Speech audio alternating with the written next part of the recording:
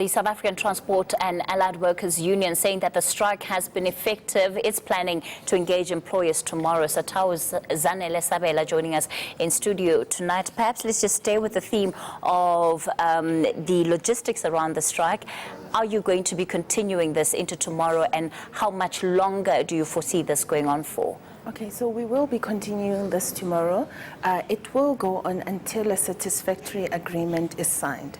So tomorrow, negotiators are going back into negotiations with the intervention of the CCMA, and the meeting is due to start at 10. So if I understand you correctly, it's taking place indefinitely as we speak? The strike? Yes. Certainly. Let's talk about what you're asking for.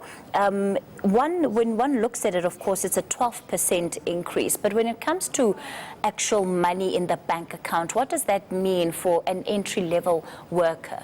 Okay, so an entry-level worker right now, well, what employers are offering right now is a 7% increase on the 6,070, which is the minimum wage at this present moment.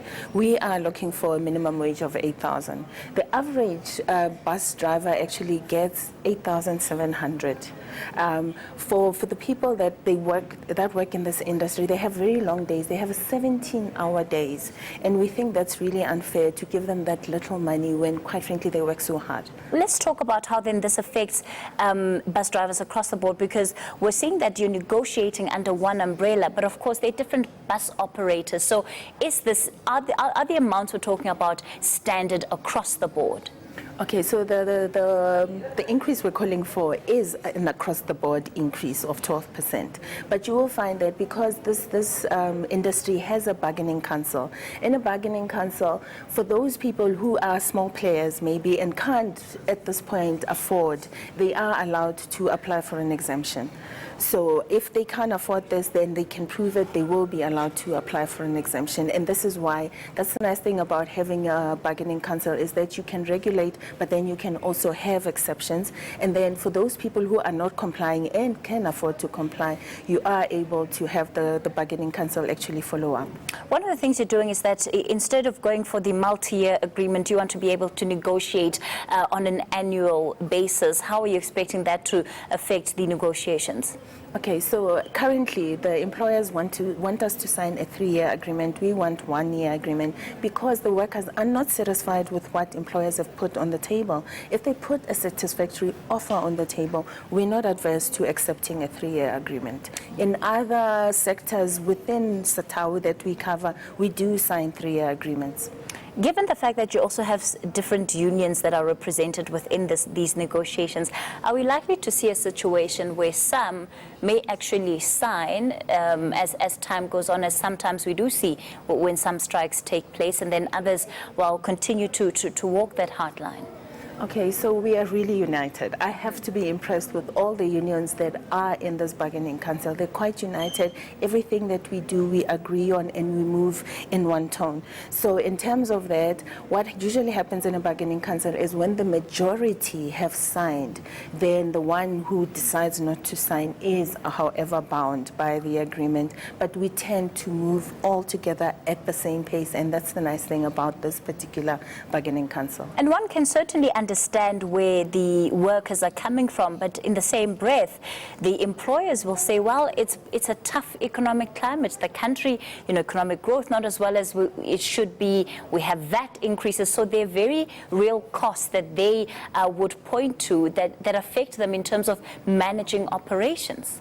It's true, but then what they have advanced as an argument for not wanting to comply to these increments that we're asking for, if they said to us they have to compete with the smaller players that are just entering the market because they don't have as much overheads. But if you're a company that's been in the game for such a long time, then you should be able to. You can't complain about a smaller BEE company that's coming into play right now. You do have to. And for another reason is, wages in this industry are particularly low and have been for a long time, so they just need to come up.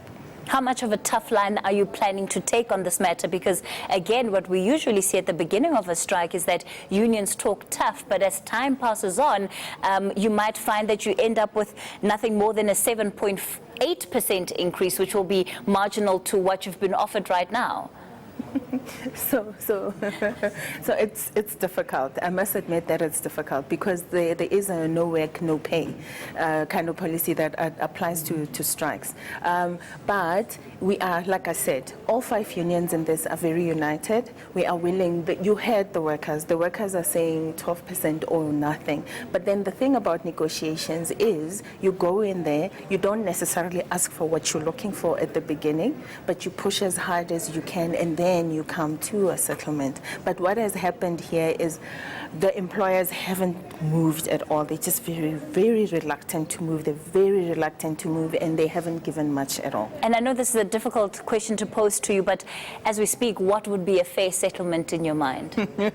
I'm not going to preempt it. I know, but I was putting you in a bit of a tough corner there. You're probably going to get calls after this interview. Totally. But of course, we'll wait to see how those negotiations go on. And for many of the commuters who would be affected by this, they should just know that it will go on indefinitely for now.